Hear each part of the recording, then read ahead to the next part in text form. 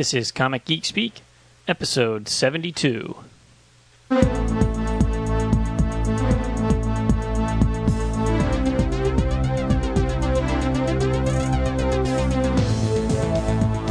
Welcome to Comic Geek Speak, brought to you in conjunction with worldfamouscomics.com. Your spot on the internet for the best comic book and entertainment-related columns, contests, features, reviews, news, resources, and more. I'm Brian Deemer. I'm Matt. I'm Shane Kelly. I'm Peter Rios. We are sexy bitches, yeah! And welcome to the show. This episode of Comic Geek Speak is sponsored by Atomica. Human spider. God is Red. Oops. I don't know why I started turning the volume back up. My hands just go automatically sometimes. Let me start over. This episode of Comic Geek Speak is sponsored by Atomica. God is Red by Mercury Comics. Here we have the latest information on Atomica. Atomica number 5 is going to press next week and will be in stores November 16th. Atomica number 6 will be in stores on November 30th. Atomica 1 through 4 are available for reorder. Mercury Comics strives to keep Atomica in stock for new fans and be able to jump on at any time. Atomica 1 through 4 are available at your local comic store or directly through mercurycomics.com. The Atomica God is Red Book 1 trade paperback is currently being assembled with additional material including a cover gallery, pin-ups, sketches, and more. It is scheduled to be released the first week of December. Atomica number 7 will be in stores December 28th. Mercury Comics will be attending New York Comic Con 2006 in February, along with many other conventions throughout the year. Atomica will be back on schedule with issue number 7, along with the rest of the series through issue 12, the conclusion to the first story arc of Atomica, God is Red. Look for more from Atomica and Mercury Comics in the coming year. If you want a quick synopsis of what Atomica is about, I'll read this. God is Red is set in an alternate universe. Atomica is the god of the 20th century. The story begins in the Soviet Union in 1934. All religion has been deemed counterproductive to the state and outlawed. Technology has become God. Mother Russia's son is called Atomica. His father is the iron within the earth, the iron that man has used to forge his technology and become the dominant species. With America conquered, Russia has tapped the Earth's core to become the center of the planet's only existing source of energy. The sky is dead and the violence of the sun has been tamed by Atomica. Much of the planet has become an industrial wasteland. The planet has evolved into a machine feeding the furnaces of its industry. This is the world of Atomica. And it's by Sal Abenanti, and he created Atomica, and he is the artist. And let me just pull up his writing partner. Here it is, Andrew Dabb. He's writing it, and Christina Strain, and she's doing the coloring. And there's also another woman who's also helping her out. And check it out. We got all the first 4 issues, and we'll be passing them around to read, and we'll give you our thoughts on it. Looks cool. Actually, it's one of those things where I think it's a great example of excellent cover design, because seeing it in the previews and stuff, I always thought, well, that looks cool. I had no idea what it's about, whatever. Just from the cover, it looked cool. It looked like a good comic. Yeah, the first issue is Alex Ross did the cover, which is kind of funny because you don't really, you can't. It's because of the red and the gray. It kind of makes it stand out just because of the color, not only because it's Alex Ross. It almost kind of blends. But that second issue with Glenn Fabry is gorgeous. The second and third one are him, and Michael Turner does the fourth one. Yeah. And you're right. They do talk about even the stand that they had at Wizard World Philly, this huge red stand. You can't miss this book. So we'll be bringing you some more information about them in the episodes to come. Cool. A quick reminder that November's Book of the Month selection is The Goon, Volume 1. You can get all 5 volumes of the Goon trade paperbacks during November from InStockTrades.com for 40% off volumes 0 and 1 through 4. So go pick up a deal. And our contest for November is sponsored by DCB Service, Discount Comic Book Service, which is dcbservice.com.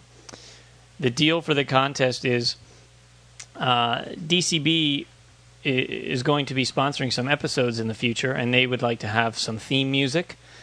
So if you're handy at all with writing music or using GarageBand and whipping up some tunes, try your hand at creating a little exciting and energetic music for Discount Comic Book Service. And if they select you as the winner of the contest, you will get $100 credit to InStockTrades.com. So you can just pick out whatever you want. That's like, I mean, if you do that right, that's a hell of a lot of trades. Oh, yeah. Or you could just load up on like Identity Disc and sell it. I mean, it's almost, you could do at least 10 trades, if not a little, maybe 11, depending on what you should be able to squeeze it out. Or a couple like serious hardcovers or something you've been waiting to get or whatever. Or if you're a Digest fan. Oh my God. Get I'd just be like 30, 40. That's a great prize. I'd need to add another shelf to my room. Yeah. So seriously, get cracking on that, because that's the best prize we've. I mean, they offered $100 in trades before, but they picked the trades. This time you get to pick them, so that's just awesome. So, especially now they have that Dark Horse section up too. Yeah. Yep. And with your prize money, you can pick up the Goon. There you go. All 5 of them. Way to cross promote. That's right. That's right. Anything else you got there, Peter? Anything? As far as announcements, we've been telling people to go check out our World Domination map. Add your name to it. Oh, yes. Frapper.com. It's a direct link. Yeah, you can get the direct link off of our website. Mm-hmm. And last count, we were up to 180 some. Oh, I'm going to check right now. We were at 2-something this afternoon. Oh, really? Oh, wow. Oh, yeah. And you just basically, if you're in the United States, you put in your 212. 212, nice. If you're in other countries, you put in the closest country or city. City. Uh-huh. And write little fun messages. You can add pictures. I posted my avatar. It's so simple, and it's so much fun. I love looking at that. Yeah. Get to see where everybody's at. Cool. Yeah, it's awesome. We're starting to get a lot more around the world. But some of them, the map is a little funky.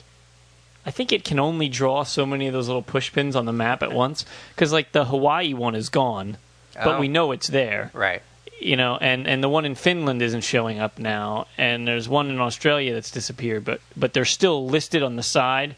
So I think some of the push pinny things disappear, like, because it can't handle that many names. I think we're maxing it out or something. I wonder if it's time sensitive. Like after a while, the oldest ones start to fade away. I don't think so, because, like I said, the names on the side are still there. If you click the name, does it still show up like on the map, the message, the little balloon? That's a good question. That would be an interesting. Let me see if I can find Darth Skeptical. Have either of you zoomed in on the map? Mm-hmm. Oh yeah. Gets pretty close on something. Yeah. On some addresses. Find out where we live. Yeah. Well, you can't put your whole address, Right. just your zip code, which is Right, weird because you and I have the same zip code, Peter, but the push pins are in 2 different places. Yeah. I don't really get that. How's the West Coast looking too? Is it starting to fill up? It's starting to fill up. Cool. I can't find Darth. It's a lot of fun. It's a lot of fun just to zip around and see the messages that they post. That's what I like the most. Yeah. Huh. I don't know what's going on, but we have 212 now, so. Awesome. Join in the fun. Should we do some emails? Sure. Let's do some emails. We'll never get caught up on these emails. That's okay. We don't have to anymore. I kind of think when we started, we never thought we'd get As many as we do, which is great, but yeah, took us by storm. One of these days I'll find a good one here.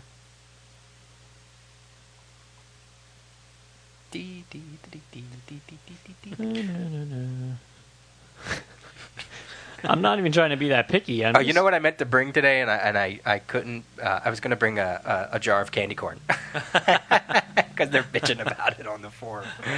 Because there's like a whole bunch of people.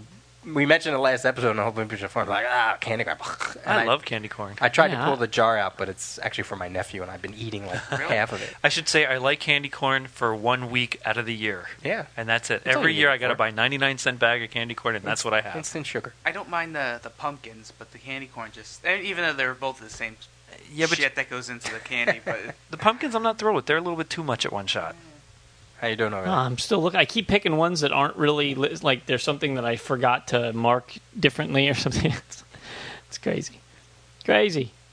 Well, do we want to maybe get Shane's top 5 villains? So that way you can maybe pick a few and then we'll come back to it? Or did you find it? Okay, I think maybe I found one. I hope I didn't read this one before. I'll tell you if you did. This was from Abshir Hassan. It says, "Hi, guys. I just wanted to say thanks for the great show. I found you guys through iTunes, and now I can't get enough Geek Talk. I have not read comics for a while. I used to love Batman, Superman, Spider-Man, FF, and X-Men. But it's been over 4 years since I read a book. I had to stop because of financial reasons. My question is, what do you think is the best Batman, Superman, Spider-Man run for the past 4 years that I should pick up now? Thanks, and keep up the great work." Boy, should we just point him to the forum? Past 4 years. That's limiting it, though. Of Batman, Superman, and Spider-Man? Yeah. what are we considering our run? 12 issues. He said a run, or is he saying a story? I think we could include anything. yeah. Just like even a mini-series or hardcover, original graphic Matt novel. probably agrees. Well, maybe not, but I say Hush for Hey, that's what I Batman. was gonna say. That's why I asked. What we Oh, consider. yeah. I'd say Hush for Batman. That's probably the best story in the last Yeah. couple of years. Quite a few years. I kind of like the storylines going on right now in Batman with the Red Hood coming back. Oh, yeah, yeah. That's really good That's as a good well. But that hasn't seen the end yet. Yeah, that's still ongoing. But definitely Hush would be pretty much My top right now. yeah. But Me and Matt way definitely agree way on in the that. front, way in the front. Spider-Man, I would say the first 6 issues of J. Michael Straczynski's run. Oh, Yeah, yeah, and that's absolutely. traded. Yeah, where he, it was like slam, bam, boom, all this mystery and this Yep. cool villain and And John Romita Jr. John artwork. Romita Yep. Jr. artwork. Yep. J. Scott Campbell covers. Mm-hmm. That's a pretty good. That's Yeah, a very that good. was- I would. Well, again, don't want to spoil the rest of it, but I didn't like how he fanned that out in later issues. But as far as like a status quo of Spider-Man, that's Yeah. kind of other than the story that's going on now. But I mean, that's kind of like the Yeah. status quo of Spider-Man for the past couple years. Definitely one of my favorites. Is anyone reading that story right now? The other? No. Superman That one's a little tougher for me. was Jeff Loeb. Well, no, he was finishing up his run in 2001 and all that. Yeah. Well, I guess you could do maybe like Superman Birthright. We talk about that. Yeah, I haven't read that yet, but yeah, you could because that's a good Superman story. I'm Yep. I'm gonna get that traded soon. And that pretty much sets up the Superman that we know now. Yeah. And I like that. And really kind of decent Lionel Francis Yu art. There's some really great, it's funny, there's some pages that, you can just tell it's his artwork and his style and whatever. And then he hits you with this huge splash page or double page spread. And you're like, whoa, that's like iconic Superman artwork. And he takes, covers from the Superman 1 and Action Comics 1. He takes those images that you're familiar with, and sometimes he uses them. It's really kind of cool. Yeah. All right, I got an email here. This one is from Jeff C. He says, "Hey guys, thanks for the ever entertaining podcast. Here's a couple of things that I'd love to hear you guys weigh in on. One of the hot comic topics in the last few years has been the renewed rivalry between Marvel and DC. This rivalry has included the monthly battle over sales, slews of creator-exclusive contracts from each side, and even some good old-fashioned name-calling. My question to you guys, how has this rivalry changed comics for us fans? From my perspective, it has definitely helped comics crawl back out of the 90s glut. Joe Quesada started the ball rolling with his Marvel Knights, taking characters many had sworn off and reinventing them, while also beginning the expansion of comics to other media by bringing in Kevin Smith. From there, we've had surprising defections by the Kubert brothers and Jeff Loeb, Quesada versus Peter David's You Decide battle, Dan DiDio helping usher in Infinite Crisis, and many other interesting twists and turns. I sometimes feel like I'm watching a pro wrestling battle minus the chair shots. On the other hand, I keep waiting for the other shoe to fall. We've already had Batman Daredevil potential crossover go very messy, plus I worry that the sales race will eventually bring us another implosion of available titles in the market. How many X titles, Bat titles, and other spin-offs can the industry support?" So that's just question one. He's got 3 questions for us. So. He answered a lot of it. Were those for Oh, Stump yeah. the Rios? Yeah, to stump all four of us. I think it definitely has helped crawl out of the 90s glut that there was. I don't know about name calling, though. I might be a little biased, but I think Marvel does that a little more than DC. DC's a little more subtle with it, like when they talk about their showcase saying, well, we let somebody else test the waters on that, something like that. But Right. I'll go as far as say it's only coming from Marvel. And it's well documented. Yeah. I mean, I kind of flip flop on that. I can see the point that by stirring things up a little bit, no doubt Marvel's continuous bombardment of DC gets DC guys in the private meetings to go, we're going to kick their asses. And they're proving that they can now with all the Infinite Crisis stuff. Right. So on that hand, I'm sure that it's good because it keeps them from being complacent and just doing what they always do. But on the other hand, the part of me that hates conflict says, why can't everybody just be in this together? Why can't we work as a group to make comics more popular, to make comics better, to improve the industry, which is good for all companies, including the small indie guys, and just play fair ball, play nice, and watch everything grow and expand. So I can see that it's good, but a part of me says, I hate that shit. I just want everybody to be friends, I don't know. I think because of the competition, you're getting better stories out there. that's true. Well, that's definitely true. Yeah, I think if there wasn't to some extent mudslinging and a race to put out the best thing, you would just kind of have. I think the '90s would kind of just repeat, where you're getting bombarded with these storylines that just don't seem to end, go on and on and on. And here, with that competition, you want this storyline to end because something better is coming out. That this might have something that. The current storyline might be the stepping stone to that, but you have to get this done before you can get to that. Right. Well, and I definitely feel that. Again, we talk about this all the time. I feel that from DC right now. And I don't even feel like they are racing. To me, it seems like when they started this whole thing 2 years ago, they set their mind that it didn't matter that it was going to take a long time. They weren't going to rush to get it out. They were going to take their time, plant the seed, write the stories, and make it good over a few years, whereas I think Marvel truly is racing to get something out to compete with them. Now, again, back when Marvel Knights came out, I felt DC was doing the same thing. Marvel Knights was very well done, and DC was trying to play catch-up. And again, it will flip-flop at some point the other way. There's no question. It's just a matter of how long DC will sustain this consistently good story and intertwined universe until that happens. Until Marvel does come up with something that actually is that good. Now, I'm not really reading anything of Marvel, so I can't really put my 2 cents on that. But I kind of, when I'm reading the DC books that I'm reading right now, just my perspective, it takes me back a little bit to something I believe Stan Lee once said, that he writes stories for himself, not for the fan. Hopefully they like him, but he writes stories that are going to be interesting to himself. And in a way, when I read DC books, the titles, I kind of get that the writers are writing stories that are enjoyable to them with the same intent that hopefully the fans will like it as much as they do. And the last few books of Marvel that I've read, I kind of don't get that as much as, let's just get this out, put it out. They'll pick it up, or Marvel. Well, and right now I think Marvel's falling into the hole of they're trying too hard to compete with DC. They might be the ones doing the name calling, but they're the ones following in DC's footsteps. So they're not coming up with original ideas. I mean, right now, on the cover of the Marvel previews is 198. Obviously, that's an attempt to capitalize on 52. Yeah. It's not a weekly book, and they're not even saying that it is, but it has a number, I mean, come on, guys.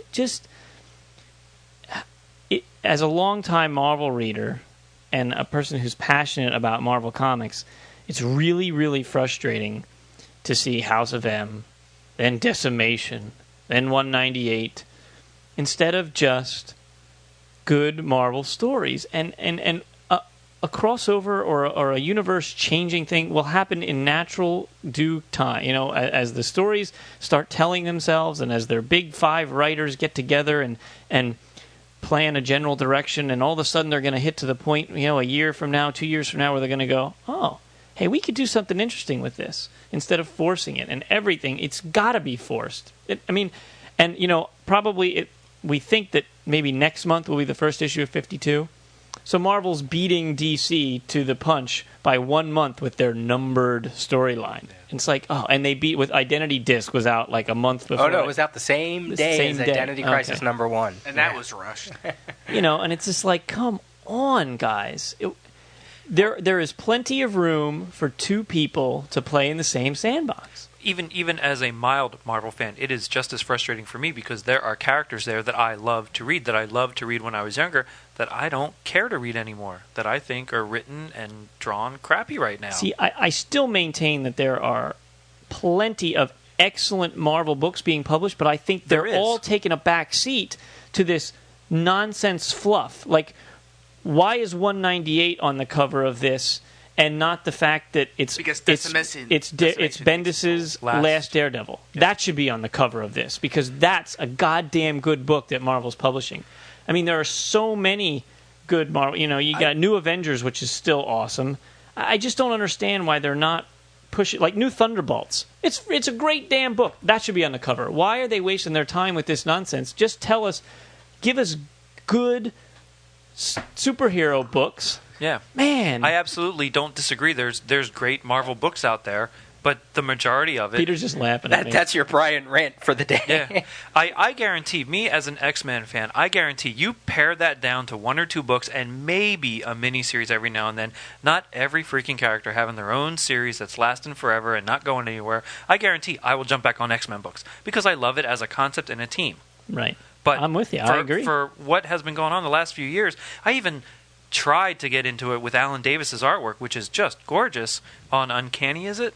I just can't. It just isn't a good story. It just isn't. I think they're putting too much stock in the X-Men, more or less that it almost seems like that's their flagship. All these big storylines, like House of M, pretty much, from what I can gather, seems like just it's Age of Apocalypse type of thing. It seems as though they're trying to use that as the flagship, that whenever we have a big event, it's got to be something X-Men related. And I don't know. They do that. The House of M could just be lead into something bigger, which I guess is the Decimation. So now that's got to. I think Marvel's best bet is to just don't worry about the big events for a year or two. Let everything simmer down. Just go back to everyone just kind of having their own story, and then come out with something extremely well, and that's going to take people. As I said, just don't force it. Just let it come naturally. Well, I look at like New Avengers. I love New Avengers. I read it. I think it's sad that I get my Spider-Man fix in New Avengers. A Spider-Man fix should be in Amazing Spider-Man or one of the other titles that is out there, and I don't get that right now. That's what I said. I mean, I said when we were off the air, I said, I'm going to start buying Marvel Adventure Spider-Man for 2 reasons. 1, to support Mike Norton, because I think he's a fantastic artist, and 2, because it's a simple, easy-to-understand, fun, good old-fashioned Spider-Man story. Yep. And that's what I can't get from the regular Marvel books. Oh, speaking of Mike Norton, we should tell people go to our forum and look at his Blue Beetle drawing that he did. He you're going to be hearing this the 3rd. He posted it on the 2nd. It's a Blue Beetle picture that he did. I think the thread is called Mike Loves Beetle. Yeah. Oh my God. I almost fell off the chair. I haven't seen a Blue Beetle drawing that good in years. Yep. Let's go back to this. No, let's keep going. No, because I laughed partly when Brian was doing his rant because, again, it's a Marvel zombie. People are sick of me on the boards, talking about Marvel versus DC, like, everybody always talks about. Like you said about House of M, or no, all this stuff that Infinite Crisis is putting out, and they're like, well, how is that any different than what Marvel's doing? They're doing the same. It's like, but it's not an argument of quantity, it's an argument of quality. Right. And to hear, a Marvel zombie rant like that, it does make me laugh because it's like, this is a guy that will follow. Anyway, I just opened up the new previews to look at August 2005, their actual sales, their top 300 list, or there's actually a 100 list. This is where it goes to show that story is beating out, quality is beating out quantity. The number 1 book was Justice number 1. Number 2 and number 3 were New Avengers 8 and New Avengers 9. Number 4 was House of M 5. Number 5 was Astonishing X-Men 12. Now wait. Number 6, Supergirl number 1. Number 7, Green Lantern 3. Number 8, Green Lantern 4. Number 9, OMAC Project 5. Number 10, JLA 117. So you don't get an X-Men book until number 11 with Uncanny X-Men. Then you don't even get Ultimate Spider-Man until 18, which used to rank not like in the top 10, if not the top 5, Right. all the time. So, and everybody. So then some people can say, well, look, you still got New Avengers and House of M up there. I'm like, yeah, but these other books, especially Green Lantern, that blows my mind. Retailers order more Marvel than DC always. That's because of Marvel's retail policy. Right. Return policy, I should reorder. say. Yeah. But to see DC taking over the top 20, or at least competing, Teen Titans is at number 20. Ran Thanagar, Villains United, they're in the top 20. None of those House of M books were that high up, I don't believe. Where's Ultimate Fantastic Four? Is at 23. Ultimate X-Men that's at 16. It just, the numbers are switching, and it's proving something. It's not proving sales, because these aren't the actual numbers that that we bought. This is stuff that retailers ordered. So some of these could wind up sitting in. I'm sure we'll see Justice #1 sitting in boxes at conventions, every now and then. But to see DC really put the stuff that they want to, the really good stuff, it's just amazing. It's amazing. Do you want to count? For me, it's I think it's like 6 and 4. It's 9 DC to 11 Marvel in the top 20. Yeah, that's which great. never Great. was. For me, the bottom line is it's a gut feeling from reading the books, and for DC, there is this intensity and this weight that is so compelling that I must read more. And because all the titles are all connected, it feels so good. It just feels like I'm just part of something, Right. The and way in Marvel used to be. Yeah, and in Marvel, while I'm getting lots and lots of good stories, none of them are connected, except for maybe a couple of the Bendis books, because he likes to do his stuff, which I appreciate. But everything else, New Thunderbolts, great book, doesn't tie in anything. Might as well be the only book in the Marvel Universe. It's just all by itself. And the same with so many of their books are that way. And but we know that Quesada for a while wasn't hell bent on continuity, so it shows. They and DC said no, we're gonna take back our continuity, and that's what's made it golden. Now maybe there are some people that don't want to feel like something big. They just want to read a simple story and have it be good. And I'm not saying that you have to read every book in the whole universe to understand what's going on. That's never my intention. But it's just cool knowing to see the that it's echoes going of other on, books, yeah. right? Just little guest appearances and little story elements affecting people. That's cool. And while that's going on, while you have that big universe going on, you like it, but you still don't have to read it. Exactly. It is just, like you said, it's nice to know, and you can see snippets here and there. Like Matt always uses, someone's arm is broken. It's broken in every book for a while. That's cool. Does anyone else feel as though it's taken forever for Infinite Crisis to come out, #2? Yes. No. I do. I'm dying for the next one.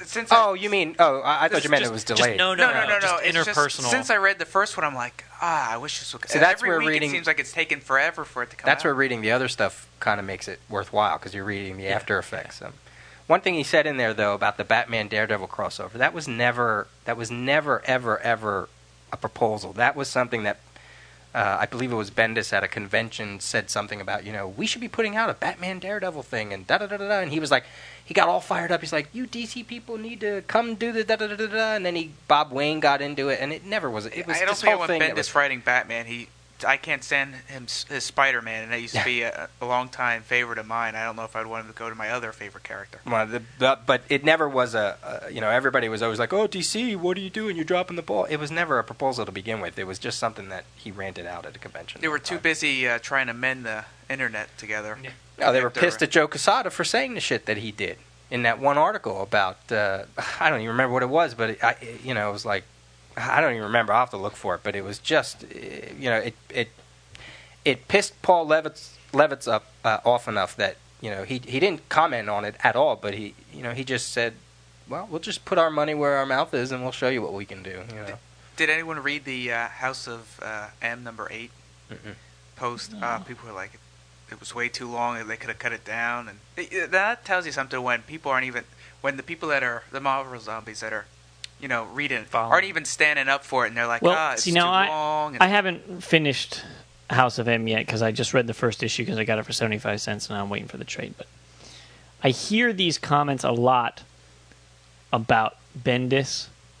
Most of the stuff that I hear complaining about Marvel when it comes to longer stories are from Bendis. Personally, and I've said it before, I love Bendis. His writing just clicks for me, and his stories are paced slowly. That's the way he likes to write, and it never feels to me like he's stretching it out. It feels like a good, slow, purposeful story. He doesn't like to rush things. That's his style. I don't think he stretched out a 4-issue story to 8 issues because they wanted to drive sales for 8 issues. Maybe they did. Maybe they had a little meeting and he said, yeah, I can stretch it out to 8 issues. I don't know. But to me as a reader, anything I've ever read from Bendis never feels like... But I've heard those same complaints about things. Well, I could have made it 3 issues. Well, here's my theory about that. And again, I don't know. I wasn't a fly on the wall. But it did strike me funny that it was an 8-issue miniseries, but they put out 2 issues a month for like at least 3 months. So to me, that kind of is saying, yeah, they are stretching it out. You know what I mean? Like instead of... Well, they just like to do that to get you to buy more comics each month. Well, and they're also doing it to finish the story way ahead of time. They want to jump the gun with all the other stuff. But I mean, for me, it's like, this whole thing that Marvel does about putting 2 issues out a month, I don't... It's like you could probably have done those 2 issues in 1 issue and made it a 4-issue miniseries and still have it only be 32 pages or 23 pages. Well, no, but that's what I'm saying is I don't think Bendis likes to pace his stories that way. I think if he could have 1 issue a month and have 64 pages, then sure, because I think he wants to use all 32 of those pages to do that bit of the story. That's the way he likes to write. That's because he has a lot of dialogue and a lot of, it's like watching a European movie. It's all talk and little action. You know what I mean? And go to Europe. Well, and I was just thinking. Certain stories I don't mind that, but in this aspect, for example, if it's in House of M, do you need that much dialogue? Well, I said the one guy on the forum when he read issue 6, I think, and he was like, oh. Finally, I feel validated that, it makes it all the first 5 issues worth it. I'm like, whoo, if you got to go through 5 issues and then until the 6th one makes it. See, that's where I disagree because I've had the same experience with novels where in fact, like one of my favorite writers of popular fiction is Tom Clancy, okay? He has a formula for all his books. In the first 20 pages... there's an amazing amount of action, and someone dies. Some ruthless killer shows his face. That's going to be the enemy for the book. You don't know any of the characters at that point. He comes in, and he just gives you like 20 pages that you read in about 30 seconds because it's so unbelievable page turner, and somebody dies, and then, okay. Now, he spends 500 pages setting up the story. And there'll be little bits of action mixed in there, and some shooting, and some tanks, and some missiles and stuff, because it's a Tom Clancy book. But it's a lot of politics. It's a lot of story. It's 500 pages of buildup, every single book that he's written. And then the last 300 pages, you can't stop reading because it's just nonstop action to the end. So a lot of people, I'm sure, who aren't Clancy fans start reading and they go, oh my God, I'm on page 250, and it's like nothing's going anywhere. But it is. He's setting up all the important pieces, and he always comes back and uses all those pieces that he set up in those first 500 pages. You just, while you're reading it, you can be thinking, where's this going, Tom? What's going on? Now, because I've read all of them, I expect that now, and I look for those bits because I'm used to his writing style. And that's the same kind of thing I see in Bendis, He's not wasting pages. He's purposefully building up to something. And he wants you to be paced. He wants you to just like, when's it going to happen? When's it going to happen? When's it going to happen? When's it going to... It keeps you reading. That's what I get out of his work. That's what I've gotten out of all his Daredevil stuff, all of his Power stuff. Everything that I've read from him so far, I have never once felt like, why is he making me read this? Where's this going to go? And I still think some though, people just aren't used to that. They're not used to it, but they're also... There's a difference, I think, sometimes some people see... They need a difference between the payoff and making it all come together. I mean, technically, I haven't read a lot of Bendis. I have to say the stuff I did read. The New Avengers I like. The Powers I didn't like. But if Daredevil was such a great... It doesn't sell. Daredevil doesn't sell. I mean, it's down in the 40s, which technically in comics terms is not good. And it's critically good. I hear great things. I read The Golden Age, that miniseries, and I'm with Shane. I can't get the Alex Maleev artwork. There's something so non-actiony. Somebody else said it. There's something non-actiony, non-kinetic about that. But that's not what we're talking about here. But I was going to say something about House of M. The thing about House of M that drove me nuts is, you look at the previews, and again, you should never trust previews. You should never trust trailers of movies and things like that. But they build it as this whole huge action-oriented event that was going to change the Marvel Universe, and it was going to be, every issue was going to be this mind-boggling thing, and it's not. It's a well-paced story, as you're saying, maybe. I haven't read it yet. You haven't read it yet. But what the hype for House of M is what really, I think, pissed off a lot of people. Because it wasn't what they said it was going to be. It turned out to be this slow-moving story, and they're like, well, hell. Then why did you call it this action, the event of such and such? Well, and right there is my whole point with why I think Marvel is making a lot of mistakes like now. When they say that in the previews, they're forcing it. Mm-hmm. I mean, sure, DC's hype in Infinite Crisis. Oh, yeah. But they got their shit in a row. They're ready. They know that it is important, and so they can say that it is changing DC Universe. But Marvel's not changing Marvel Universe. We all knew that before it even started. We know they're up to their same old tricks.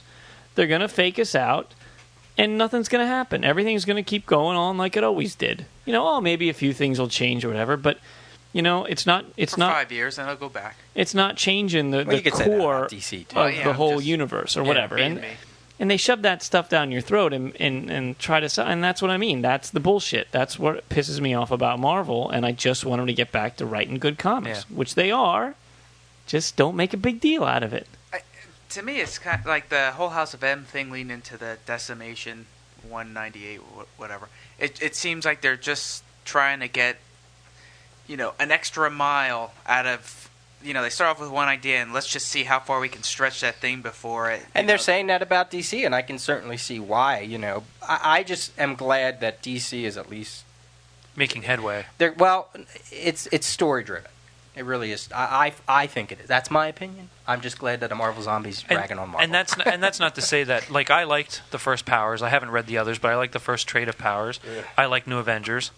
And at some point... I would like to sit down and read some of the Bendis Maleev stuff since it is so critically acclaimed. I just don't want to read it right now. You can borrow my hardcovers when you get around to it. Absolutely. I do want to say thanks, Brian. I can take Tom Clancy off of the list of authors I want to read. No, you don't want to because they're worth it. I love Tom Clancy. So you know what I'm talking about, Shane. I haven't read as much as you, so I haven't quite gotten in. I tried to read, what was the big one about World War III?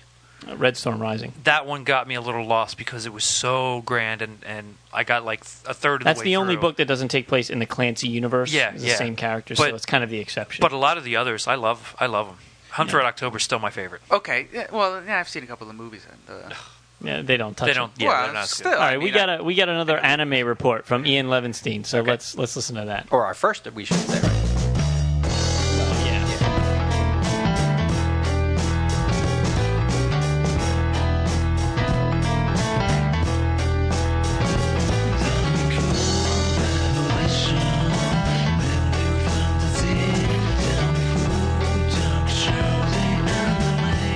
Happy Halloween, everybody. My name is Ian Levinstein, and welcome to the Anime Report here on Comic Geek Speak. The Anime Report is your source for all the anime news coming out of Japan. Once again, for those of you who don't know who I am, my name is Ian Levinstein. I am a podcast host officially now over at geekspeak.typepad.com. I host a weekly podcast known only as Geek Speak, gaming, gadgets, tech, and more, and of course, plenty of anime thrown in there as well. So anyway, let's get things started here on the Anime Report. Start you off with news on the One Piece movie, which is now officially set for release in 2006. Toei Animation launched the official website for the 2006 One Piece animated film, Karakuri Shino no Mecha Kyohai. The movie opens in March, and advance tickets will go on sale November 26th. Special One Piece Karakuri 10,000-person campaign has been announced, in which originally specially made goods will be offered from November 23rd upon fans answering a quiz. Not so good news, however, for fans of the original One Piece anime. While Viz will be releasing Naruto in English only first, with the unedited Japanese dubbed version to follow, they have informed us that this will not be the case with One Piece.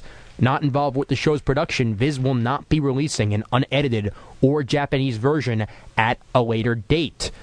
Information on releases out of Media Blasters coming in February, brand new DVDs for Media Blasters.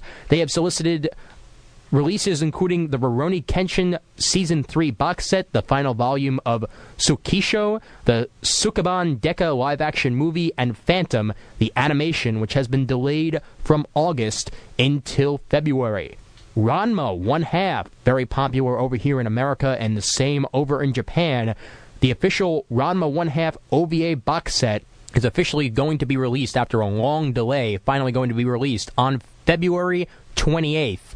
Here in the States, retail price is $49.98.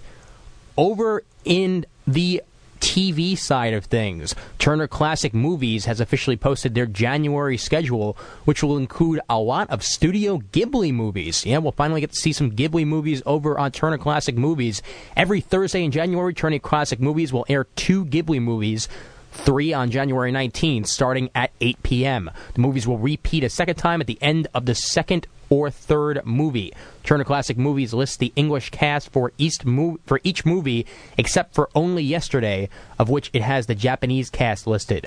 Just to give you guys a little rundown of what's going to be playing, on Thursday, January 5th, at 8 p.m., Spirited Away, 10:15, Princess Mononoke, and 1 a.m., Spirited Away. On Thursday, January 12th, Nausicaa of the Valley of the Wind at 8, Castle in the Sky at 10, and repeated at 12:15 and 2:15. On Thursday, January 19th, My Neighbor Totoro and Porco Rosso and Whisper of the Heart will be playing at 8, 9:30, and 11:15. And on the 26th, Only Yesterday at 8 and Pom Poko at 10:15. Information on Beautiful Joe, a very popular video game, which is now going to be a very popular anime over here on Kids WB. Yeah, I know, it's on Kids WB, but hopefully it'll still be good. That's starting on November 5th. That's going to start airing here Saturdays at 11:30 a.m. on Kids WB. And also, a little bit of a reminder for those of you who are fans of Evangelion, that has officially began airing here in the States on Adult Swim. You can catch that every Saturday. And I think that's going to pretty much cover it for today here on the Anime Report, here on Comic Geek Speak. Once again, I am Ian Levinstein. For more of my lovely antics, you can listen to my podcast over at geekspeak.typepad.com. And I think that's going to be pretty much it. So once again, I am Ian Levinstein. This has been the Anime Report. I'll send it back to the guys, and I will see the guys, hopefully, in February at the Comic-Con. I just purchased my tickets. I can't wait to meet you guys. And until then, well, until my next report, that is, I'm Ian Levinstein. Take care, everybody.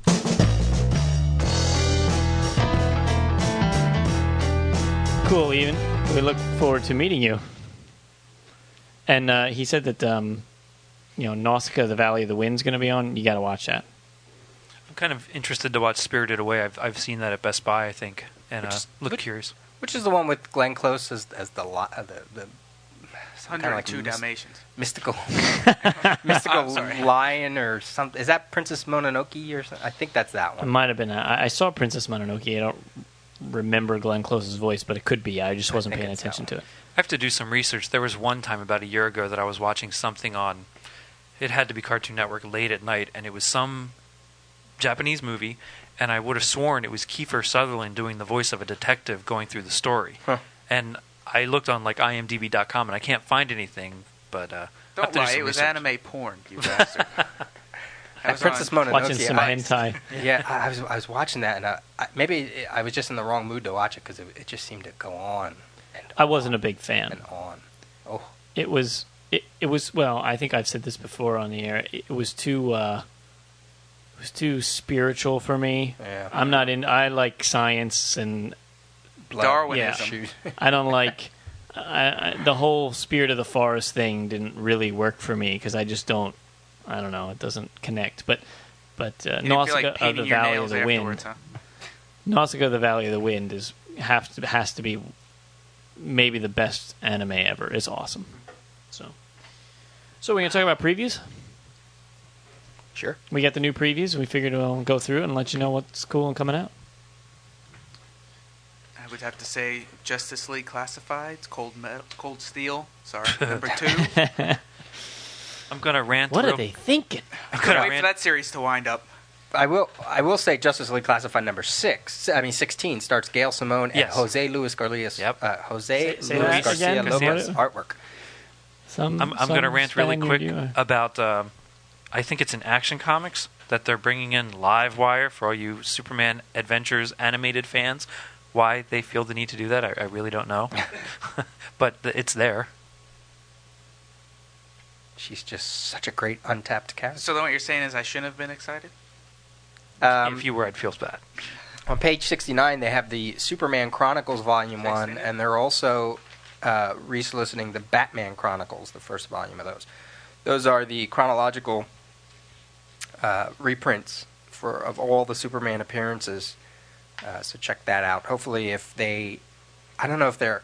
I know the showcases are really, hot, but maybe if they see that the Chronicles also are selling, maybe they'll do more of those. And I think they're cheaper... I mean, well, not think. They are cheaper than the archives, so it's... I really want more of those, because they're in color. And, I agree. What did you say? I'm sorry. The Chronicles. Oh, I Superman know. Chronicles. I'm This disappointed Batman it's taken thing is this pissing long. me off. Yeah. I mean, how many months is it going to be till Volume 2? And maybe it's just because they had such a strong response to the showcase that they're pushing the showcase right now. And that I can understand that, but come on, Volume 2 of Batman, Yeah, but let's they're go. not- yeah, I mean, you don't... While it would be nice to have more chronicles of more characters, if they just stuck to Superman and Batman for a while and let them Yeah. get to like volumes 4 or 5 or 6 before they start Wonder Woman or the Justice Society or whatever, Yeah. that's fine. Yep. But establish a pattern. I mean, how long? What are we going to get? One a year? I'll have to live till I'm 380 till I get all the Batmans. It's preposterous. I thought I see there's a Superman Sacrifice trade paperback. I thought that's included with the OMAC. No, just the Only Wonder just the Wonder Woman Woman, issue yeah. is. Okay. But this is 2 issues of Wonder Woman and like 4 issues of Superman or something. Showcase presents Green Arrow. It's a new showcase Oh, trade. yeah. That's kind of cool. Of course I'm now there's- determined to get all the showcases so that I don't get behind Mhm. because if I wait, I'll never get caught up then, like I'm trying to do with Marvel. Of course, there's Infinite Crisis number 4. And there's a Day of Vengeance special. Yeah. The first of the specials is coming out. That's Was on just page looking Can't at miss that. Are they just going to do one a month with those? I think so. New Flash trade for anyone in the Rogue War, and a new Flash Golden Age Flash archives. How about Firestorm number 21? Just for the cover. Just for the cover. There hasn't been a Firestorm trade yet, has there? No, I don't think so. The I freaking don't thing's up think to so. issue 21 and there's no trade yet.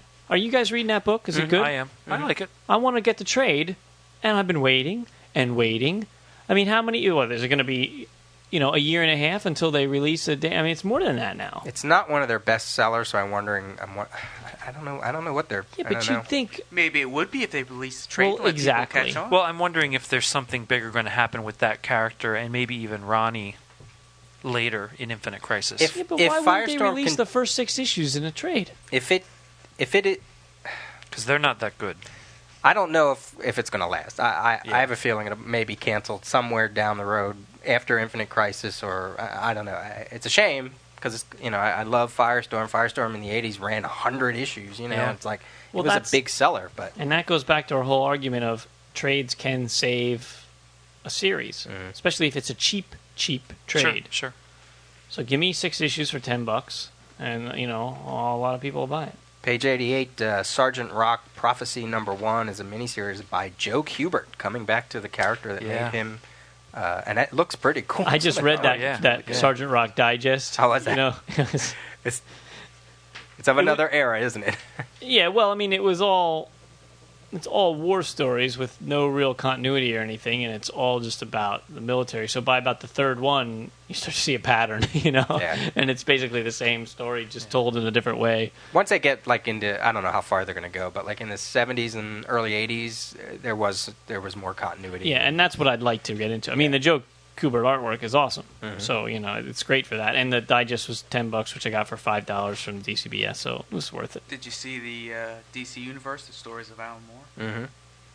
That, if you're that collects every Alan Moore story except his obvious stuff like Swamp Thing. The only thing it doesn't collect, and neither does his Swamp Thing trade, is Swamp Thing 20, the first issue that he ever did of Swamp Thing, because it kind of wrapped up the stuff that came before it, which is really kind of a shame because it's still another good story. But that trade, first of all, has a gorgeous Brian Bolland cover.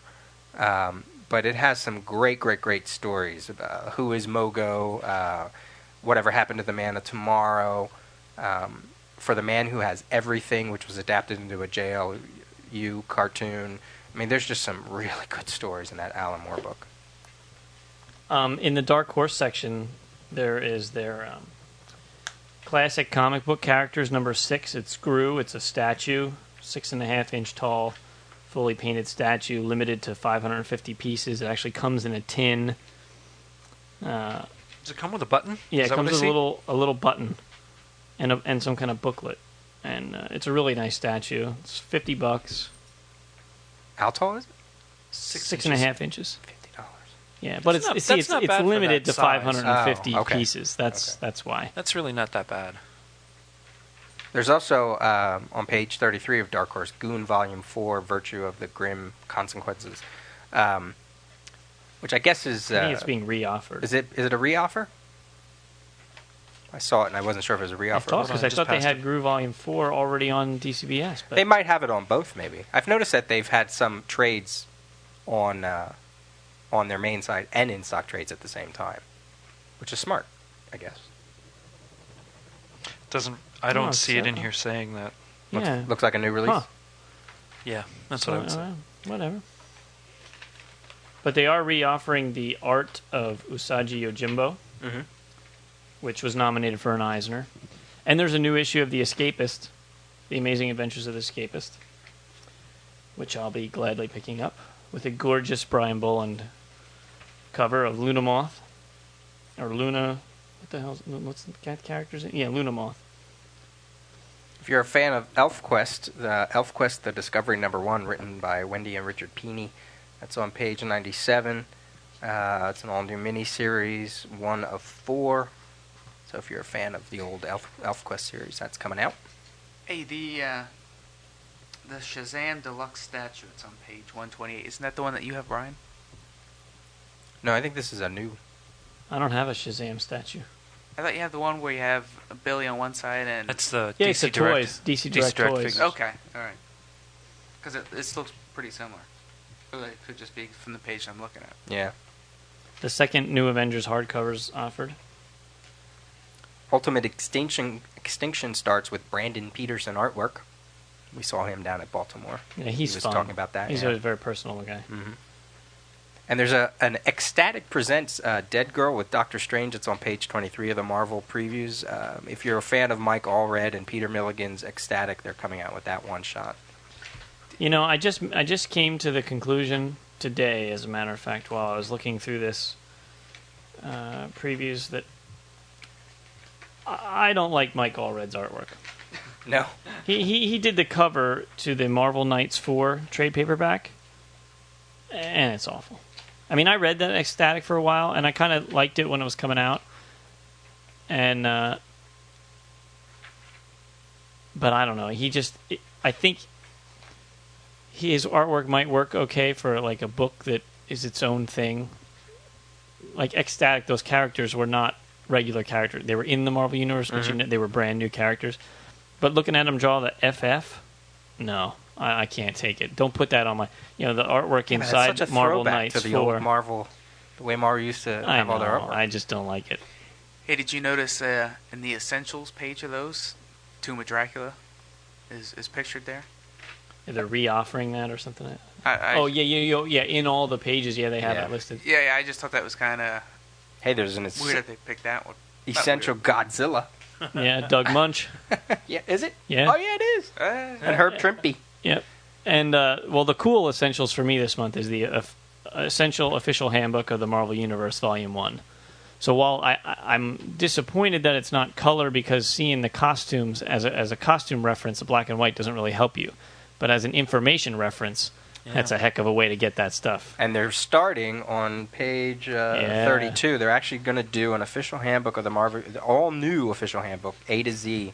It's going to be 12 issues, I think they have here. Yeah. See, and that's where, while that's cool, and I will probably pick that up, after all this stuff with DC happens, they talked about they're going to be doing another Who's Who. So here's they're actually jumping the gun here with this, and I think this is a good thing that they're jumping the gun on.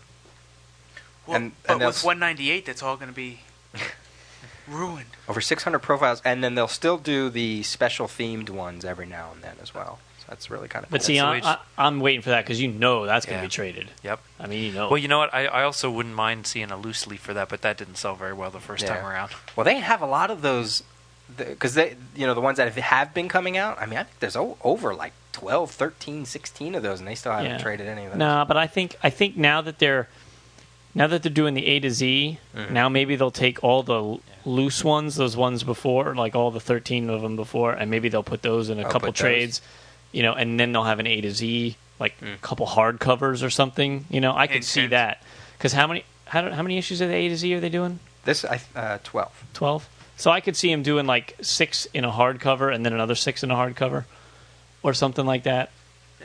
They'll want to sell that. Here you go, Shaner. Danger Girl, Back in Black, number 3. Yep, I'm going to get that. I ordered the first two. If you're a Savage Dragon fan, on page 154, Savage Dragon 123 comes back. Eric Larson finally getting out an issue, hopefully. He said he was going to take a while. Yeah. There's a new back issue, number 14. With a great Mike Grell Legion of Superheroes cover. Yeah. It's gorgeous.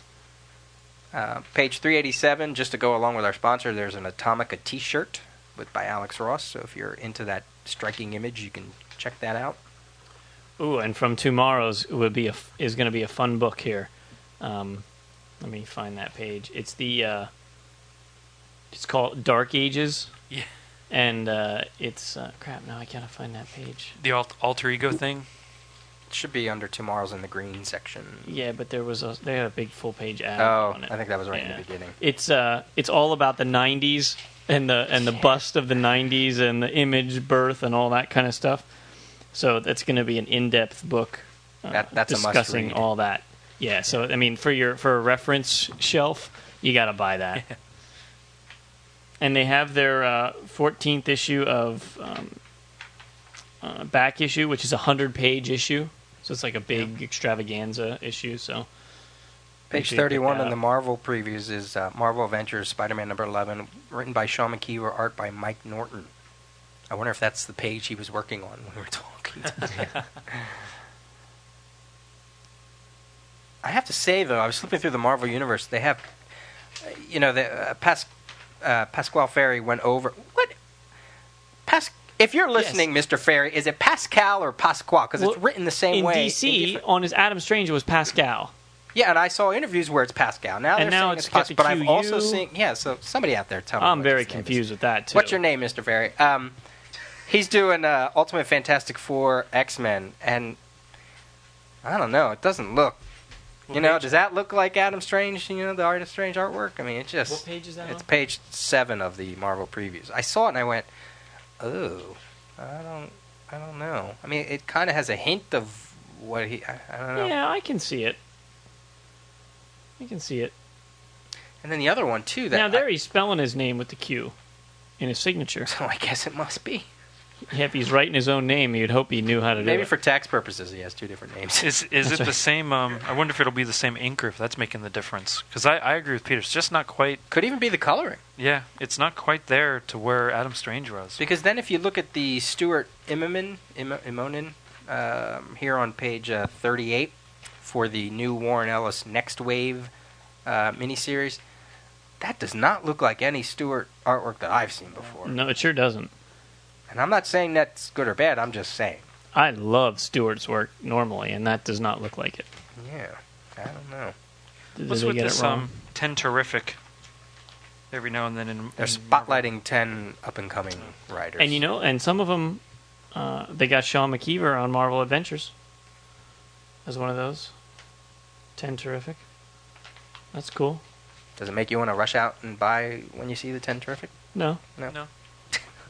Again, because I'm ordered on to three. Marvel's scheme. ordered It three was of just them. like their Young Guns. Young Guns, which lasted for 2 issues, 2 months, and then they dropped the Young Guns thing. Now, it would be fine if they kept it going, and they every once in a while introduced you to a new artist or a new writer or whatever as becomes a new member of the Young Guns, and then once they're around for the year, they drop off the list. That will be fine. But they do it for 2 months, and then they never come back, and then they start something new, like 10 Best, whatever. It's just a fly-by-night thing. Page 135, Flaming Carrot Special, written by Bob Burden. I saw that, thought of you. I don't know if anybody out there ever read like the Mystery Men, Bob Burden's Mystery Men, but they are, which the movie is based on, they are hysterical, and Flaming Carrot is no different. They're just some really whacked out comics. I saw the next Invincible trade, number 6, entitled A Different World, to continue his 80s sitcom-themed titles. That's funny. And we may have an indie challenge announcement in the next couple episodes. Can't really say anything now, but so if you're wondering why we're not spotlighting indie stuff too much, it's because we have something cooking. So hopefully in the next couple episodes we'll have an announcement for you. Anything else strike anybody's fancy?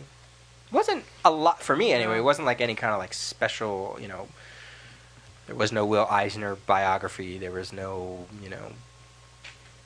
extra stuff from Tomorrow's or like Titan's Companion. Thankfully, it's all. Yeah. It does look like, though, the Sin City 2-disc version with the longer version of the movie. Mm-hmm. So, I mean, I'm sure it'll be at Best Buy and everything, but it's listed here, so that means it'll be coming out then. It's always, I use that as a nice guide as to when things are coming out. And Battlestar Galactica Season 2 on DVD. Oh, just go to DVDtalks.com, and that'll give you a couple months worth of DVDs coming up. I go to thedigitalbits.com every day. For those Buffy fans that like the prop replicas that Factory X has done, which is Palisade Toys' sister company, they're putting out a Gentleman voice box replica from the Gentleman episode. Hush. That would be Hush episode. Hush, yeah. Cool. Which is one of the best episodes of the series. And there's Devo. Yeah, there's Devo figures. Shane I saw pointed that. out Devo figures. Devo figures from the 80s rock group. I want the little red hats. That's insane. Some Harry Potter busts from Gentle Giant, which we saw down at San Diego, which are awesome. Hasn't that fad run its course yet? What, Harry Potter? Yeah. Hell no, No, I hope it I never know. does. I think the merchandising could use some help. The toys certainly never sold as well as what I think they expected, but the book and the subsequent different things What do sell you mean? fine. You're buying 3 of every toy that No. comes out. Not Harry Potter. One for you, one for your 2 boys. He's keeping it alive himself. Here's something for Peter. A porcelain statue, $199. Scrooge McDuck, a pool of riches. That actually looks cool. I love DuckTales. I'm dying for Disney to put DuckTales out on a DVD. Where's it at? Oh, that is coming out in December. Is it? Yeah. Oh, excellent. See, I got to go to that website. to Oh, find here out. you go. Dukes of Hazzard, unrated DVD coming Yeah. out. Yeah, rent that one. I saw it in the theater. Rent it. Don't own it. Don't buy it. Don't have any interest. What are you talking about? Now that we're done with previews, we can move on to bigger and better things, Peter. Now, I was going through my Stump the Rios files, and somebody in San Diego, Eric Garrison, sent us one. However, he only has one question. So I'm going to just ask you this question first, Sure, and for then fun. I'll go on another actual Stump the Rios. No problem. What did Crisis on Infinite Earth give Bruce Wayne's father? What did Crisis on Infinite Earths give Bruce Wayne's father? A middle name or a middle name? A mustache. I did not know that. There you go. I don't even get it. Well, they drew... He has a Perez must mustache have drawn now. him with a mustache that he never was never had. drawn with a mustache before. I don't know. Take Have it to up. look around for that. Take it up with Did Eric he even Garrison. appear No, I don't even think he was in Crisis? Maybe Earth we need some 2 resource or on Earth that. 3 Where'd that or come Earth from? 7 or whatever. I don't know. Where's the You're the reference? crisis master. I know, that's why I'm trying to think. I mean, I know they did their origins later, like they did like 2 panels of their origins, but I don't think they showed the father at all. Well, he is part Maybe- of the origin. Yeah, it would kind of be hard to show his origin without showing No, his no, no. father. They show him dead, but they don't actually show his face. I don't think they, So Maybe. I'd have Do to, they have the trade? We'll have to research that. that was only one question I had. Yeah, I don't know. That's kind of a fun question if it's Yeah, true, I'm but- just kind of curious where that came from. Yeah. Reference. Oh, now my freaking... Oh, You need there to we start citing sources. go. Okay, here's one from Tyler Hamilton. No, Tyler Hilton. I'm sorry. The singer? Question number 1. According to the Alan Moore penned for The Man Who Has Everything, what is Superman's birthday? February 28th. Oh, February 29th. 29th. Oh. I knew it had the leap leap year year. thing, and I just couldn't remember which one it was. In the miniseries Arkham Asylum Living Hell, who was Warren White's first cellmate at Arkham? You're like speaking another language. Killer Croc. Death Rattle. Whatever. Question number 3. Now on to the real meat and potatoes. Valiant. In Solar, what is the name of the nuclear research facility where Phil first got his powers? 3 Mile Island. Oh. Edgewater or The Edge? Sure. We have a nice identity disc trade for your win for stumping the Rios. Hey, I'll send that out to him if he wants it. So you've been stumped, Peter. Yeah. Aye, aye, aye. I should have thought more about that leap year. I couldn't remember what day was the one that only shows you up. were so close. Yeah. So close. Death Rattle. I don't think I've ever heard that. When's that villain name. miniseries from? What was that from? I don't even know. A little while ago. I don't even think I got that one. He's probably dancing around in his room right now. You bastard. I stumped him. Shane, give us your I top 5 stumped the villains. Rios. All right, I'm going from number 5 down to number 1. Number 5, I put down Sentinel's Master Mold. I always thought they were a great X-Men villain, and I love the Marvel Legends Sentinel figure that just came out. So, number 4, Red Skull. I always thought he was a cool figure, cool villain that has lived through all the ages. I even got excited during that one Captain America relaunch, I guess after Heroes Were Born when he came up, although I didn't like how it ended up, but at least they brought him back. Number 3, I put Injustice Society, and then I put Captain Cold aside of it because I really love Captain Cold, and I just needed a group dynamic as one of my favorites, and I think the Injustice Society is much better than the Injustice League as far as comic books go. Number 2, the Riddler, and that does not harken back to Hush. That, for me, goes back to the old 60s TV show. As campy as that was, I think the Riddler was the most devious of the bunch, and I think in recent years it's rare that they actually used the Riddler to his full potential, much like we thought of Mysterio for Spider-Man. I think this is the same thing, and I like what they did in Hush. I wish they would expand a little bit more and use Riddler a little bit more ruthlessly. Because I think Joker's insane, but Riddler's calculating. Did you like Jim Carrey's performance of him? I actually did. I thought some of the way they done him up with the red hair and the spiky stuff and the blender they had on his head for that gizmo was kind of corny, but I liked his performance. He did okay. Did you read Justice number 2? No. Okay. No, not yet.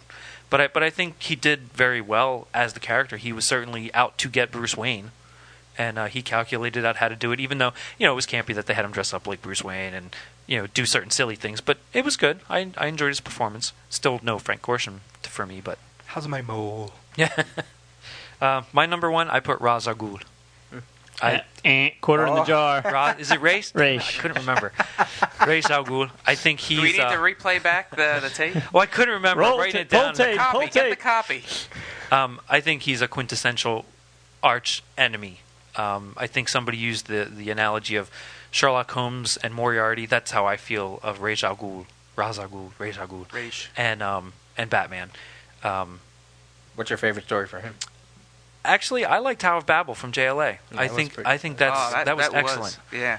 In fact, I was just talking to I just started working at a supermarket, which is why I'm not here as much as I usually was or were. And he used to collect comics, and as a result of me working there and talking to him, he's now rereading comics. And I've loaned him some stuff, and he wants me to give him a couple other things, and I'm going to take him Tower of Babel this week so he can read that and go from there. Actually, if you get the trade, you get a nice story in there from the Secret Files that actually gives you a little bit of the backstory of how they put out those one shots of Secret Files. Sure. There's one part of I think it was number 3 that talked a little bit about shows you as Batman's planning, like he's going up against, well, not going up against, but he's working on some kind of like a special bullet for Barry Allen, and he actually says that how there might be something called the speed. I don't think he says Speed Force, but how he thinks all the speedsters might be connected. That just because Barry might, I think it was right after he left, Barry might be gone, but doesn't mean that he couldn't use the same thing for the other speedster. Yeah. And one of the neat things that came out of that is when he gets to this part on Superman, he pretty much said, everybody else I can pretty much wing, but I know at the end it's always going to come down between me and I think he just says Kent. But that's a nice little backstory to the Tower of Babel. Yeah, that is one of my favorite JLA stories. So that's my top 5. Cool. So now it's time to go to the phones again. But before we do that, last week we called our first phone call. We got the guy's voicemail, and so he sent us a voicemail, complaining that he missed our call. Right. I'm pretty sure I have the right file here, so let me play it. If it's not, then I apologize. Oops. Hey guys, this is Mario Muscar.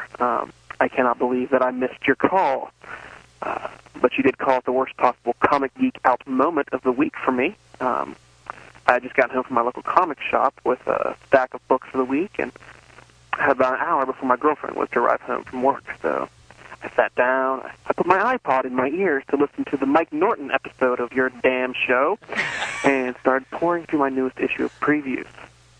And this is my once-a-month Christmas moment, looking through all the new books that will be coming out. I thought, I'm geeking out, and I wish to receive no calls while I do so. I turned off my phone. Later, after my girlfriend came home, we had dinner, and I turned my phone back on, and there was the voice message. As I am checking it, Brian and Peter's voice say, "Come on," and my face dropped. I must have let out an audible, "Oh, my God," because my girlfriend, Jen, got so worried and must have thought that someone in my family died. Nope. It was just that the one time I turned off my phone in weeks is the moment when you guys called. Damn it. Anyway, you should call me again. Since I was the first person you called and you failed to get through, you should call me again. Maybe I won't answer again, and it can turn to a new segment. Trying to get a hold of Mario. This week on Comic Geek Speak. Trying to get a hold of Mario Muscar. Will he answer? Will he not? Who knows? Anyway, love the show, guys. I listen to it at work, in the car, at home while making dinner. When you call me, I listen to it when you're calling me. Anyway, let me ask you a quick question that I don't know if you've discussed before on the show.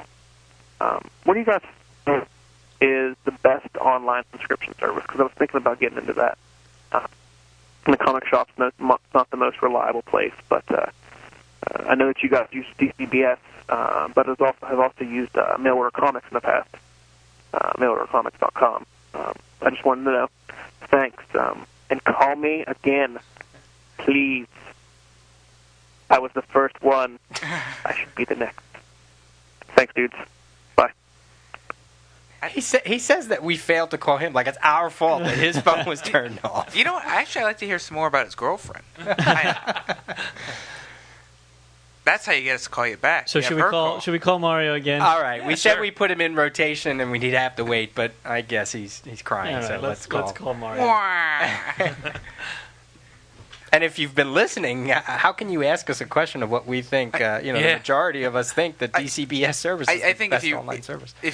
We should have just waited to call him until his girlfriend called and requested.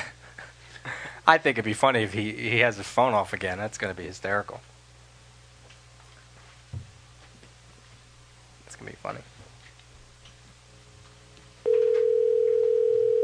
One ringy dingy. It'd be funny if she answers. If we get that message again, I'm going to lose it. Two. Oh boy.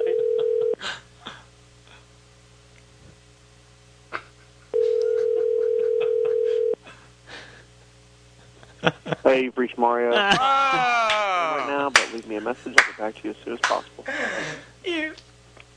To page this Gonna play the person, music. press 5 now.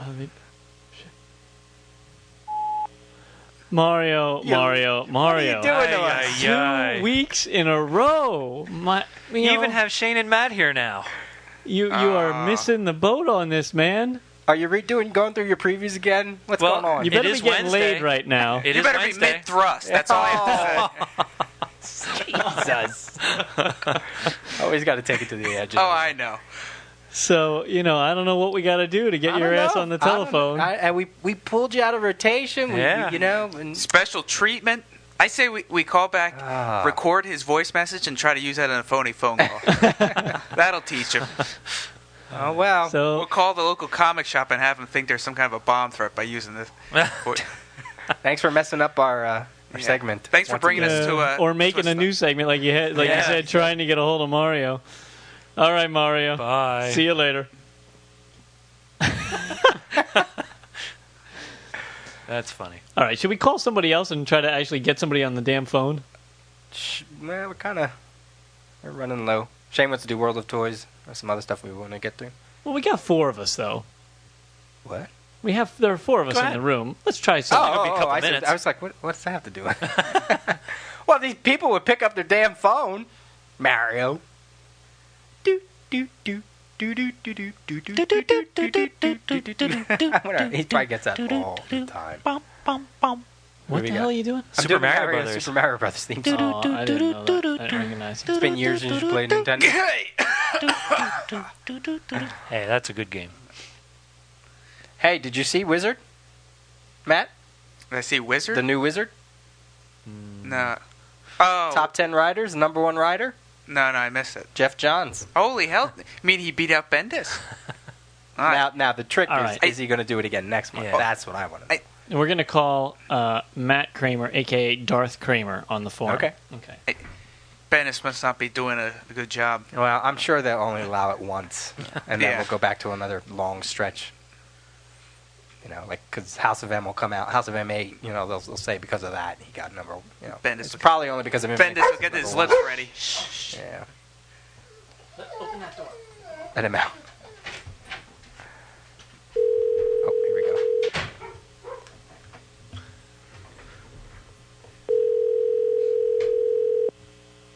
Two.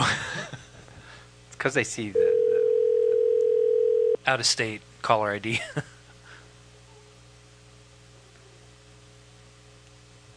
Hi, this is Matt. I can't take your call right now, so please leave a message and I'll get back to you as soon as I can. Thanks. Buenos dias, bitches. strike 2. It's us, Matt. Hello. You better be posting on the forum right now, and that's why you can't answer the phone. We are striking out Yeah, here that's with 2. these calls, man. What is Jeez. going on? Heck, we could do 30 if they keep going like this. Nobody is ever home. So, Matt, we tried, man. We tried. And in fact, by not being here to answer the phone, you're bringing the show to a grinding halt here. Oh, man. All right, Matt. Well, we'll see you on the forum. See ya. Bye. Bye. Oh, That's look who funny. showed up. It's Jamie. Hello. He makes his triumphant appearance in the last 5 minutes of the show. Well, yeah, I knew I had to at least come in and say hello. My favorite fan, Jeff, just wouldn't do without hearing my voice. So, hi, Jeff. How you doing? All right, Shane. World of Toys. All right, real quick, World of Toys. Star Wars. If you don't, you should frequent rebelscum.com. They have excellent bits on what's coming up and what's coming out. Right now, they currently have a list of known exclusives for 2006, which covers, it must be like 30 different things. So I didn't write them down to rattle them all off. Definitely go there and check that out. Also on the website, they have, for those of you that loved the vintage original trilogy collection, where they redid figures and put them on original card backs with the Kenner logo and everything, there's more coming in 2006. Right now, the list consists of a Sand Trooper, pilot, X-Wing pilot Luke, a Greedo, Han Solo from Endor, and a Biker Scout. There's also a rumor going around that there will be a mail-in order figure tied to this current line of 5 figures, which would be a George Lucas as a Stormtrooper, possibly. So keep your eyes peeled for that. Palisade Toys has changed the lineup for Sesame Street Figures Series 2. Series 1 is still the same, which consists of Guy Smiley, Oscar the Grouch, Ernie, and the Two-Headed Monster. But Series 2 has been changed from Bert, the Count, the Yip Yip Martians, and I believe it was Roosevelt Franklin. They had to drop the 2 lesser-known ones for the time being and added in... it was Grover and Elmo. Son of a So wait, which ones did they drop? The Yip Yip Martians, Oh, come on! and Roosevelt bastards! Franklin. Mike Horn, what the hell are you doing? I hope they're coming You're yet. killing If they me. totally drop them, I'll be so disappointed. But hopefully that's just hopefully that's just a temporary thing. Thanks for making this a very unhappy Christmas. Last little bit I have is Hasbro came out with G.I. Joe Sigma 6, which are 8-inch G.I. Joe figures, and I bought the Storm Shadow one because I truly think it's the only one that is worth buying. It has some nice articulation. However, the figures look a little odd. They're kind of anime blocky style. The cartoon's much better. I don't know what they did to make the figures, but I don't like them. They're price pointed at $15 a pop, which I think is a little bit excessive. However, in the last week when I went to Toys R Us the one day, the whole shelf was empty of them. So they must be selling all of a sudden. For weeks they've been sitting there, but somebody's buying them. But they can still bang Barbie, right? That's the... Yeah, yeah. Okay. If you like the old 3 3/4-inch G.I. Joe stuff that was coming out, more of a vintage feel, you can go to HasbroShop.com, and they have new series of 3 3/4 G.I. Joe figures carded on vintage-type cards. And one of my favorites I saw that I haven't gotten or anything is a Crimson Guard. Looks very nice. I saw it at a Baltimore show, along with some of the others from Series 1, and I think they're getting ready to release Series 3 on that. So definitely check out HasbroShop.com and pick up those 3 3/4 if you like them. I think they're worth it. And that's my quick World of Toys. Some guy on our forum just posted, like while we were recording, I guess they announced Marvel Legends 14 and 15.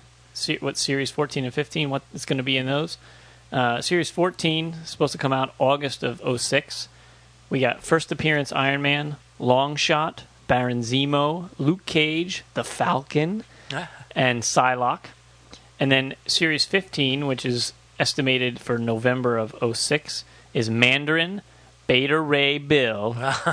There you go, Jamie. Moon Knight. Fire! Spider-Woman, Quicksilver, Thor Buster Iron Man, Wasp, and Captain Marvel.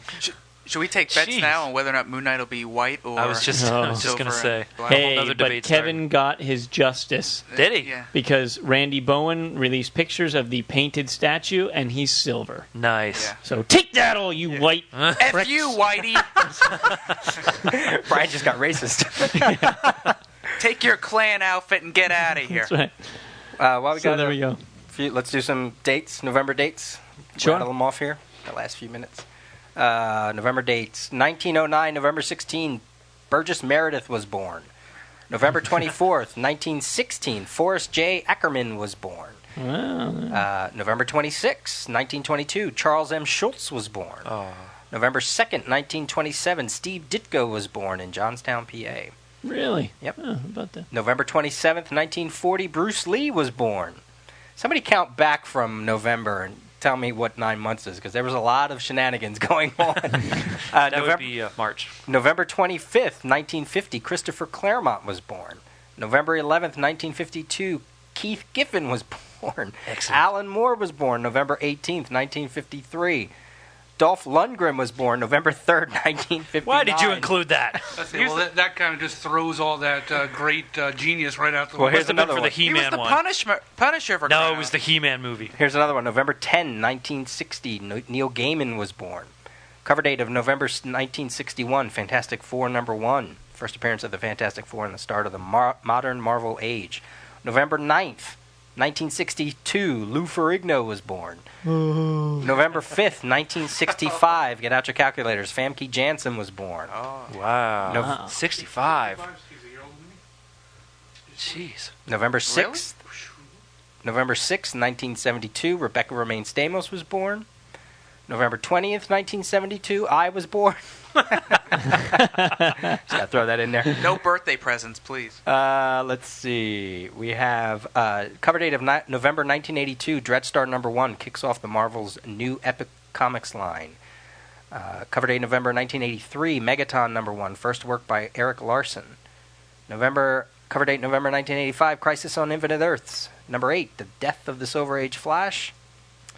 Let's see. C.C. Beck died November 22nd, 1989. November 20th, 1992, Superman died. Superman 75. Sorry if I spoiled that for anybody. Cover date 1996, final night number 4. It was the death of Hal Jordan. The quote death, quote unquote. Let's see. How about cover date of November 1998? Marvel Knights. The Marvel Knights line kicks off with Black Panther, Daredevil, Inhumans, and The Punisher. November 3rd, 1998. Bob Kane died at the age of 83. You know, real quick, just that Marvel Knights back then, those 4, I got 3 of those 4. That shows you, like me, for a DC fan, that's how much I did like the Marvel Knights stuff. They were excellent. Same here. Just not enough to get the complete series. Gary Morrow died November 6, 2001, at the age of 67. And let's see, 1 or 2 more. Conan Zero came out on November 12th, 2003, from Dark Horse by Kurt Busiek and Cary Nord, bringing the Barbarian back to comics. And November 10th, 2004, Avengers Finale shipped, which closed out the Avengers series before the new Avengers series by Brian Michael Bendis. What year was Rebecca Romaine Stamos born? 1972. 72. Wow. No. Oh, yeah. Wow. She's my age. Mm-hmm. Excellent. That still doesn't mean you're going to bang her. But No, I know. Okay. That'd be a I just little wanted to make difficult sure that being was married clear. and all. Dun, dun, dun. Don't you have a list, Shane? A laminated list in my pocket? No, the list, the name or two that Oh, yeah. if you Yeah. ever meet in person, Yeah, it's a laminate. deal Sure, between you and your wife Yeah. that it's okay. I have my list. I don't It's think she lam- has hers. She doesn't have a list? I doubt it. Is that contained to just the U.S. or is that worldwide? That's definitely U.S. only because Okay. international bad. Well, your marriage license is only really, good in state. Well, it's just They're a out piece of state. paper. Yeah, it's and a different time zone is altogether different. And More credence to why Carlene will once again be a little irritated at me. just remember, if it's with 2, they cancel each other out. You were trying to Wait. subscribe that theory. What kind of calculus earlier. is that, man? Physics. And if you can't remember it, never happened. It's not 2 negatives. Well, I would like for once for 2 wrongs to equal a right. Oh, it would be nice. It's just not going to happen. Okay. Let's close this baby out. We're done with this episode? Yeah, we're done. Once again, we'd like to remind you that this episode was sponsored by Atomica, God is Red from Mercury Comics. And lots and lots of issues. 2 issues of... excuse me. 2 issues coming out in November. Issues 1 and 4 are already available. A trade is coming soon. And they'll be in New York Comic Con, so stop by and say hello. Check out mercurycomics.com while you're at it. Oh, yeah, there you go. And if you'd like to send us an email with maybe Stump the Rios questions, Geek of the Day, whatever, comicgeekspeak@gmail.com. Check out our website, comicgeekspeak.com. Big thanks to Bob at GameCircuit.net for hosting the files, and a big thanks to UpAllNightGaming.com for hosting the website. And vote for us at Podcast Alley, please. It's November now. Get to it. And reminder that we are brought to you in conjunction with worldfamouscomics.com. And as always, we are uniting the world's mightiest heroes, one listener at a time. See you next time.